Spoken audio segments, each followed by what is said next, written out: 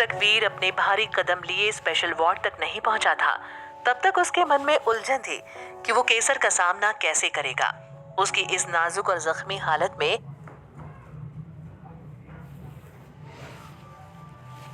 केसर के सिर में चोट लगी थी। हालांकि दवा और बैंडेज लगाकर उसका इलाज कर दिया गया था, पेन किलर देकर दर्द को भी कंट्रोल कर लिया गया था। पर जैसे ही वीर ने केसर के फैसले के बदले में अपना जवाब दिया, केसर की उस चोट के नीचे की नसें फूलने लगी थी, दर्द से फटने लगी थी, क्योंकि केसर को वीर के जवाब पर, उसके हाव भाव पर रत्ती भर भी भरोसा नहीं था। जो वीर हर वक्त केसर को अपनी आंखों के सामने रखना चाहता था ताकि वो उसे टॉर्चर कर सके, उसे हर पल उसके पाप की याद दिला सके, वो ये बर्दाश्त भी कैसे कर सकता था कि केसर न सिर्फ कुछ दिनों के लिए उससे अलग रहने की बात कर रही थी, बल्कि ब्रेक शब्द का इस्तेमाल करके उनके रिश्ते में विराम मांग रही थी। केसर का सिर घूमने लगा, क्योंकि वो वीर के इस जवाब के लिए तैयार नहीं थी। केसर ने अपना सिर थोड़ा सा झटका, अपनी पलकें झपकाई और वीर की तरफ अपनी आंखों का सवालिया तीर फेंकते हुए उसने वीर से हड़बड़ाते हुए पूछा, क्या क्या कहा तुमने वीर?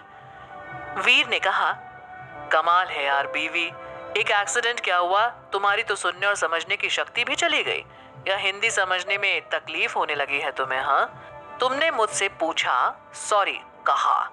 हाँ, तो तुमने मुझसे ये कहा कि तुम्हें इस शादी से और मुझसे ब्रेक चाहिए, ताकि तुम दुनिया के किसी कोने में जाकर ये सोच सको कि तुम उसके आगे इस रिश्ते का फ्यूचर कहाँ देखती हो, अपने लिए थोड़ा वक्त चाहती हो, क्योंकि तुम वीर और वीर के अत्याचारों के आगे सोच ही नहीं पा रही हो। आई थिंक तुम अपनी तलाश में जाना चाहती हो। श्योर, ये आजकल का नया ट्रेंड भी है। जिंदगी को या अपने किए को अगर आप हैंडल नहीं कर पा रहे तो आप अपनी खोज में निकल जाइए। बड़ा ही फिल्मी कंसेप्ट है, पर अगर तुम ये करना चाहती हो तो जरूर करो। ब्रेक लो ना तुम, यार कौन रोक रहा है तुम्हें? केसर ने शक्की अंदाज में कहा, नहीं, तुम इतनी आसानी से किसी की बातें मानने वालों में से नहीं हो वीर, और उसकी तो बिल्कुल नहीं जो कोई ऐसी बात कर रहा हो जो तुम्हारी मर्जी के खिलाफ हो।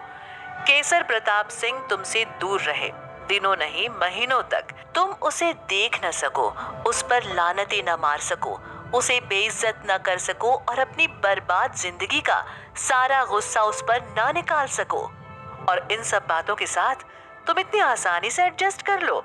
नो वे। मैं तुम्हें अच्छी तरह से जानती हूँ वीर, और इसलिए मुझे मालूम है कि तुम्हारी इस हाँ के पीछे तुम्हारा कोई न कोई शातिर मंसूबा तो होगा ही। बोलो वीर, क्या चल रहा है तुम्हारे इस खुराफाती दिमाग में? इस पर वीर ने ताना मारते हुए कहा, वाओ, इतना गुस्सा और इतना तेज दौड़ता हुआ दिमाग, तुम्हें देखकर कौन कहेगा कि अभी अभी मरते मरते बची हो? हाँ, रिलैक्स बीवी, मेरे दिमाग में कोई खुराफात नहीं चल रही, और मैं वाकई में तुम्हें ये सो कॉल्ड ब्रेक देने के लिए तैयार हूँ। कुछ वक्त के लिए तुम जाना चाहती हो, जा सकती हो, बस पहले ठीक हो जाओ। बस केसर को इसी का इंतजार था। जैसे ही वीर ने उसे शरारत और शिकायत से देखते हुए कहा, बस पहले ठीक हो जाओ, केसर समझ गई कि इसी लाइन में वीर की चाल छिपी है। उसने बिना एक मिनट बर्बाद किए हुए वहीं वीर की बात को पकड़ा और उससे अपनी पैनी आंखों से देखते हुए पूछा, एक सेकंड, बस पहले ठीक हो जाओ से क्या मतलब है तुम्हारा वीर? हॉस्पिटल से डिस्चार्ज होने की बात ही कर रहे हो ना? वो तो हो जाएगा हफ्ते भर में। वीर ने गंभीर होते हुए कहा, कम ऑन केसर बेबी, तुम अच्छी तरह से जानती हो कि मैं क्या कह रहा हूँ। मैंने हॉस्पिटल से डिस्चार्ज की बात नहीं की, मैंने वीर प्रताप सिंह के डिस्चार्ज की बात की है। जब तुम मेरी समझ में बिल्कुल ठीक हो जाओगी, ये माथे पर चोट, कंधे और कोहनी में फ्रैक्चर, पाँव के एंकल्स के जख्म वगैरह वगैरह ठीक हो जाएंगे, तो जहां जाना चाहती हो जा सकती हो। केसर ने कहा, वीर, मैं हॉस्पिटल से डिस्चार्ज होते ही तुमसे दूर जाने की बात कर रही हूँ। ये चोटें ठीक होने में महीना भर लगेगा, और मैं उतना लंबा इंतजार नहीं कर सकती। लावारिस नहीं हूँ मैं, मेरी मॉम है, शीबा है, मेरा पर्सनल नर्सिंग स्टाफ है, वो सब मुझे ठीक कर देंगे। वीर ने अपनी बात पर अड़ते हुए कहा, तो मैंने कब कहा कि तुम लावारिस हो बीवी? मैं तुमसे जो कुछ भी कह रहा हूँ वो गुस्से में या जिद में नहीं कह रहा, और ना ही इसलिए कह रहा हूँ क्योंकि तुम्हारे इस ब्रेक वाले फैसले से मेरे अंदर के मर्द का साइज छोटा हो गया है। मैं वाकई में गिल्टी हूँ केसर। मुझे अफसोस है, शर्मिंदगी है कि मेरे होते हुए तुम्हारी ये हालत हुई। इनफैक्ट देखा जाए तो ये एक्सीडेंट भी तो मेरी ही करनी है। केसर हैरान हो गई। व्हाट? अब ये क्या नया ड्रामा है वीर? तुम शर्मिंदा मेरे लिए, ऊपर से तुम्हें ये लगता है कि ये एक्सीडेंट तुम्हारी वजह से हुआ है। वीर धीरे से बोला, हाँ मेरी वजह से ही हुआ है। ना मैं तुम्हें तंग करने के लिए सड़क के बीच में गाड़ी रोककर तुमसे ये कहता कि तुम उतरो और सड़क पार कर मिठाई खरीदो, और ना ही वो गाड़ी तुम्हें टक्कर मारती। और मैं इतना बड़ा भी हैवान नहीं हूँ कि तुम्हारी मौत में जाने से खुश होता। इसलिए अगर मैं इस हालत में तुम्हें घर से जाने की इजाज़त दे दूँ तो मैं खुद को और भी नीच समझूंगा। तुम यहाँ से डिस्चार्ज होकर घर चलो, रिकवर कर जाओ, फिर मैं तुम्हें नहीं रोकूंगा। I mean, अब मैं तुम्हें ज़बरदस्ती जंजीरों में बांध कर तो घर में नहीं रख सकता ना, पर कम से कम इंसानियत के नाते ही सही मुझे तुम्हारे ठीक होने का इंतज़ार तो करने दो। वीर ने अपना तर्क इस तरह केसर के सामने रखा था कि केसर दुविधा में पड़ गई थी। एक ओर उसका दिमाग चीख चीख कर कह रहा था कि वीर ढोंग कर रहा है, ये उसकी चाल है सिर्फ और सिर्फ केसर को उसके साथ बंगले में रखने के लिए। 1 महीने में क्या हो जाए किसको पता, किसने देखा है। और दूसरी तरफ उसका दिल जो अपने खिलाफ जाकर आज भी वीर से प्यार करता था। वो यकीन करना चाहता था कि सचमुच वीर अपनी आंखों के सामने केसर की रिकवरी देखना चाहता है, अपनी देखरेख में उसे पूरी तरह ठीक होते हुए देखना चाहता है। वीर ने केसर का सोच में डूबा हुआ चेहरा देखा और फिर उसने कहा, यही सोच रही हो ना कि मेरे दिमाग में क्या चल रहा है, कि कहीं मैं तुम्हें एक और पिंजरे में फंसाने की तो नहीं सोच रहा। मत सोचो इतना केसर, थक जाओगी पर मुझे समझ नहीं पाओगी, और इस हालत में अपने दिमाग पर जोर डालना वैसे भी ठीक नहीं। मैं तुम्हारे साथ डिस्कशन नहीं कर रहा और ना ही रिक्वेस्ट कर रहा हूँ, तुम्हें साफ साफ बता रहा हूँ कि एक बार तुम मेरी नज़र में रिकवर हो जाओ तो मुझसे जितना लंबा ब्रेक चाहो ले सकती हो।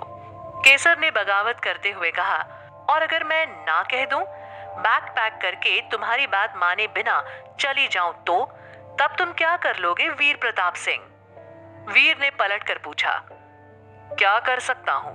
अब तुम जैसी शेरनी के गले में रस्सी तो नहीं डाल सकता, मगर हाँ, तुम जहां भी जाओगी वहां तुम्हारे पीछे जरूर आ सकता हूं। ओह, तो तुम मुझे स्टॉक करोगे? वीर ने कहा, वेल, अगर अपनी बीवी की फिक्र करने को स्टॉक करना कहते हैं तो स्टॉकिंग ही सही। मुझे इन सब इल्जामों से कोई फर्क नहीं पड़ता, क्योंकि वैसे भी मैं तुम्हारी कहानी का विलेन हूँ, बीवी हीरो नहीं। वीर जिद्दी भी था और कुछ हद तक सनकी भी। केसर ने सोचा कि अगर उसने वीर की बात नहीं मानी तो हो सकता है कि वो केसर को जाने ही न दे। हाँ, वो केसर को बांध कर नहीं रख सकता था, और वो ऐसे हालात जरूर पैदा कर सकता था कि केसर उस बंगले से निकल ही न पाए।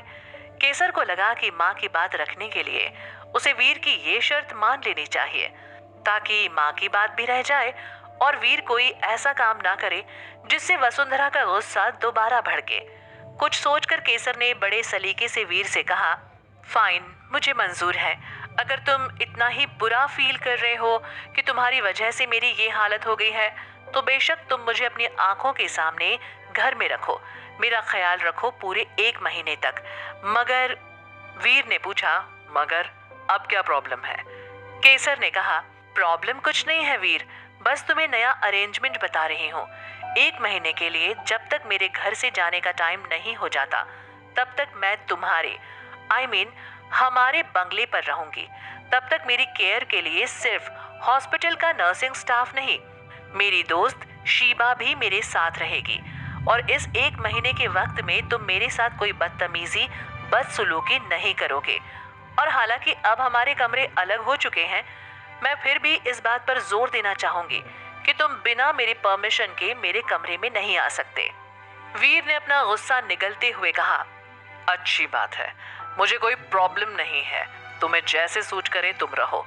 शीबा को रख लो, अनिरुद्ध को रख लो, पूरे जोधपुर को रख लो, I am fine with it. बस अपनी ये ब्रेक वाली बात डैड और मासा से मत कहना, उन्हें बुरा तो लगेगा ही, साथ ही उन्हें ये भी शक हो जाएगा कि ये शादी टूट रही है। केसर ने तंज कसते हुए कहा, ये शादी नहीं है वीर, सजा है। जो तुमने मुझसे ज्यादा अपने आप को दी है। वीर ने चिढ़ते हुए कहा, सजा हो या जन्नत हो केसर, ये शादी ही हम दोनों की जिंदगी है और ये तब तक चलेगी जब तक मैं चाहूंगा। इसलिए तुम्हें ब्रेक के बहाने दुनिया के जिस कोने में जाना है जाओ, रहोगी तो तुम मेरी बीवी है। जरा देख कर आता हूँ कि हवेली से तुम्हारा खाना आया या नहीं। मासा भी काफी देर से गई हुई है, तुम आराम करो। वीर ने केसर से ये बात कही और पता नहीं किस आग को दबाता हुआ, किस दर्द से लड़ता हुआ वो तेजी से स्पेशल वार्ड से निकल गया। शायद वो अभी तक इस एहसास से जूझ रहा था कि केसर उसे छोड़कर जा सकती है, और जब वो दिन आएगा तो वो क्या करेगा। केसर ने वीर को जाते हुए देखा और खुद से पूछने लगी कि केसर को ठीक होने तक अपने पास रोकने के पीछे वीर की फिक्र थी या कोई चाल। चूंकि इस नतीजे तक पहुंच पाना नामुमकिन था, केसर ने फैसला किया था कि शीबा उसके साथ रहेगी। केसर ने थोड़ा पानी पिया और फिर आंखें मूंद कर सिरहाने पर लेट गई। अचानक उसे अपने माथे पर एक नरम हाथ महसूस हुआ और केसर के चेहरे पर एक मुस्कान उभर आई। ये हाथ तो सिर्फ उसकी माँ का हो सकता था। उसने आंखें खोली और वसुंधरा अपनी बेटी का हाथ पकड़ते हुए उसके पास बैठ गई।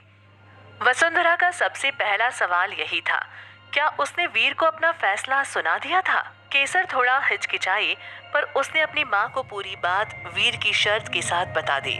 पहले तो वसुंधरा को गुस्सा आया, होता कौन है वीर उसकी बेटी की जिंदगी की शर्तें तय करने वाला। पर फिर वसुंधरा ने सोचा कि अगर 1 महीने बाद ही सही केसर की जान वीर से छूट जाएगी और वैसे भी शीबा साथ रहेगी तो किसी बात का डर नहीं होगा। केसर ने सोच में डूबी हुई वसुंधरा से पूछा, माँ आपने डैड को मेरे एक्सीडेंट के बारे में। वसुंधरा ने कहा, नहीं, मैंने तेरे बाबा को कुछ नहीं बताया केशु। उनका फोन आया था तो मैंने कह दिया कि मैं जरूरी काम से बाहर आई हूँ, और अगर उनको पता चल भी जाए तो वो तुझे देखने नहीं आएंगे लाडो। अपने बाबा और अपनी बुआ को भूल जा केसर। और तभी स्पेशल वार्ड के दरवाजे पर एक कड़क औरत की जहरीली आवाज आई, हम भी तो यही कह रहे हैं वसु कि ये हमें भूल जाए तो अच्छा है। वसुंधरा और केसर ने हैरान होकर घबराकर दरवाजे की तरफ देखा।